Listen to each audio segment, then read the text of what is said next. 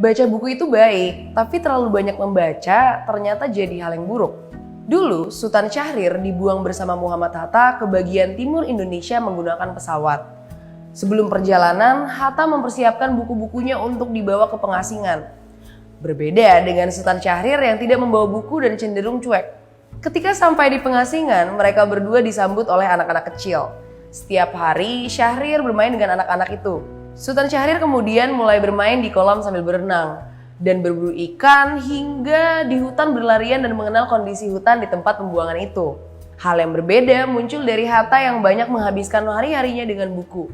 Dia membaca buku sambil memikirkan tentang perjuangan dengan serius. Hatta tidak dekat dengan anak-anak kecil di pulau itu. Semua mengenalnya sebagai orang yang senang sekali membaca. Suatu saat, Syahrir mendekatinya dan mengajaknya untuk tidak terlalu serius dan mengenal anak-anak kecil di pulau itu. Anak-anak kecil di sana pun sebenarnya ingin sekali mengenal Hatta, hanya saja Hatta nampak terlalu serius. Suatu saat, Hatta pun bermain dengan mereka. Hatta mulai melupakan buku-bukunya. Hatta mulai mengenal lingkungan dan orang-orang sekitarnya.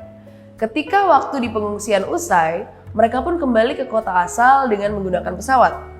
Dalam pengasingannya, Hatta menemukan beberapa anak memang berbakat. Dia pun kemudian berinisiatif ingin membawa anak-anak dari pulau tersebut ke Jakarta.